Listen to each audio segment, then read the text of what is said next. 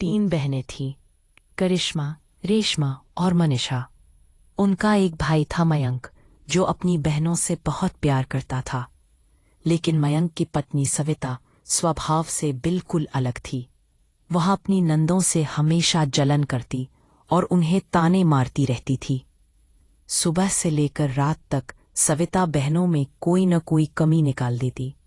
कभी कहती कि करिश्मा ढीली ढाली है, कभी मनीषा के देर से उठने पर गुस्सा करती, तो कभी रेशमा की बातों में खोट निकालती।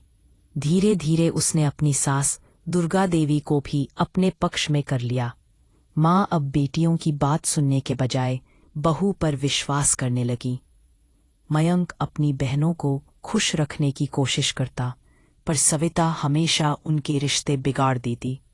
एक दिन मयंक अपनी बहनों के लिए सुंदर गिफ्ट लेकर आया। करिश्मा को एक हार दिया, जो उसे बहुत पसंद आया। यह देखकर सविता के मन में लालच और जलन भर गई। रात को उसने चुपके से करिश्मा का हार चुरा लिया। यही नहीं, बहनों की जो भी चीज उसे अच्छी लगती, वह किसी न किसी बहाने से उसे अपना बना लेती। कुछ समय बाद मयंक ने करिश्मा और रेशमा के लिए अच्छे रिश्ते देखे। यह सुनकर घर में सब खुश हुए और तैयारी होने लगी। लेकिन सविता को यह अच्छा नहीं लगा। उसने चाल चली और पंडित को पैसे देकर करिश्मा की कुंडली में झूठी खामियां डाल दी। जब ये कुंडली लड़के वालों तक पहुंची तो उन्होंने रिश्ता तोड़ दिया। इसके बाद सविता ने रेशमा का रिश्ता बिगाड़ने की योजना बनाई। उसने अपनी आवाज बदलकर फोन किया और रेशमा के होने वाले ससुराल में ये झूठी बात फैला दी। इतना सुनते ही वह रिश्ता भी टूट गया। एक एक करके दोनों बहनों के रिश्ते टूटने लगे। तीनों बहनों को अब पक्का विश्वास हो गया कि इन सबके पीछे उनकी भाभी सविता का ही हाथ है। उन्होंने तय किया कि अब अपनी भाभी को सबक सिखाना होगा।